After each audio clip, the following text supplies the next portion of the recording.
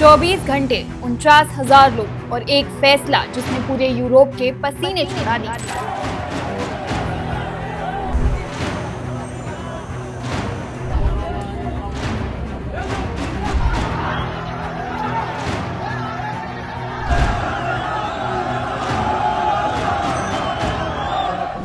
ना कोई सेना ना कोई जंग, फिर भी स्पेन की जमीन पर एक ऐसा हमला हुआ जिसने इटली से लेकर फ्रांस तक के सुरक्षा तंत्र को हिला कर रख दिया है। अफ्रीका के मुहाने पर बसा स्पेन का एक छोटा सा शहर स्यूटा, आबादी सिर्फ 80,000, लेकिन पिछले 24 घंटों में इस शहर में 49,000 से ज्यादा लोग समंदर पार करके जबरन घुस चुके हैं। सड़कों पर गाड़ियां जल रही हैं, इमारतों के दरवाजे तोड़े जा रहे हैं और समंदर के पानी में जिंदगियों की लाशें तैर रही हैं। ये महज प्रवासियों यानी कि इमिग्रेंट्स का संकट नहीं है, ये यूरोप के नक्शे पर सीमा सुरक्षा की सबसे बड़ी नाकामी है। मंजर स्यूटा के तराजल बीच का है। गुरुवार की रात मोरक्को के फनीदेक शहर से हजारों युवाओं का हुजूम निकलता है। कोई नाव नहीं, कोई जहाज नहीं, 5 किलोमीटर लंबा समंदर और उफनती लहरें। हजारों लोग एक साथ पानी में कूद पड़ते हैं। मोरक्को की पुलिस वाटर कैनन चलाती है, हवा में गोलियां दागती है, आंसू गैस छोड़ती है, लेकिन सपनों की तलाश में निकले इस हुजूम को कोई नहीं रोक पाता है। नतीजा खौफनाक। कम से कम 18 लोगों की मौत हो चुकी है। कई लोग समंदर की लहरों में समा गए तो कई तराजल बीच के लोहे की बाढ़ को पार करते वक्त मची भगदड़ में कुचले गए। सुबह जब सूरज उगा तो समंदर किनारे किसी का एक जूता पड़ा था, किसी का एक लाइफ जैकेट तो किसी की छूटी हुई तस्वीर, और सड़कों पर हजारों बेघर लोग फुटपाथों और पार्कों में बदहवास घूम रहे थे। आखिर एक ही रात में 50,000 लोग समंदर में कूदने का जोखिम क्यों लेंगे? इसके पीछे की वजह कोई अफवाह नहीं, स्पेन के सुप्रीम कोर्ट का एक फैसला है। इस महीने कोर्ट ने एक अजीबोगरीब आदेश दिया। कोर्ट ने कहा अगर कोई प्रवासी जमीन के रास्ते या बॉर्डर की बाढ़ फांद कर आएगा तो स्पेन पुलिस उसे तुरंत वापस धकेल सकती है, लेकिन अगर कोई समुद्र के रास्ते तैर कर आएगा तो उसे बिना कानूनी प्रक्रिया के तुरंत वापस नहीं भेजा जा सकता। फिर क्या था?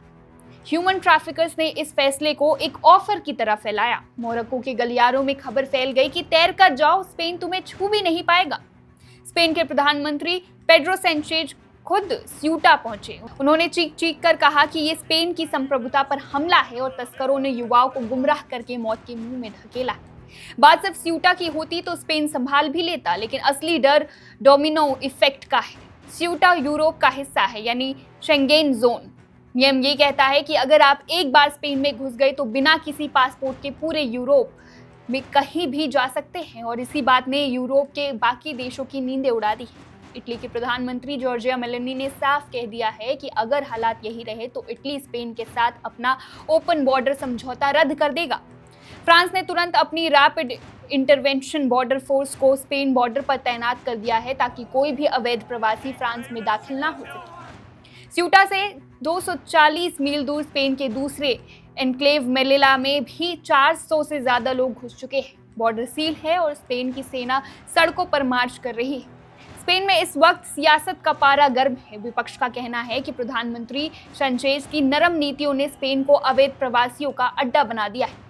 कंजर्वेटिव नेता इसाबेल डियाज ने सीधा आरोप लगाया है कि सैंचेज देश पर हमले की इजाजत दे रहे हैं, लेकिन इस राजनीति और कूटनीति के बीच पिस रहा है वो 33 साल का अहमद करीम, जो कहता है हमारे देश में काम नहीं, भूख है, हम सिर्फ जीने का एक मौका चाहते हैं, भले ही उसके लिए समंदर में मरना पड़े। गरीबी, तस्करों का जाल और अदालत का एक फैसला, इन तीनों ने मिलकर यूरोप के दरवाजों पर एक ऐसा मानवीय संकट खड़ा कर दिया है जिसका हल फिलहाल किसी देश के पास नहीं दिख रहा है।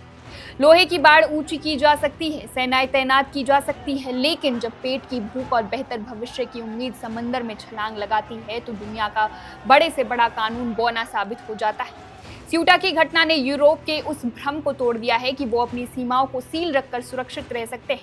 अब असली परीक्षा स्पेन की, क्या वो इन 50,000 लोगों को वापस भेजेगा या पूरा यूरोप अपने दरवाजे हमेशा के लिए बंद कर लेगा?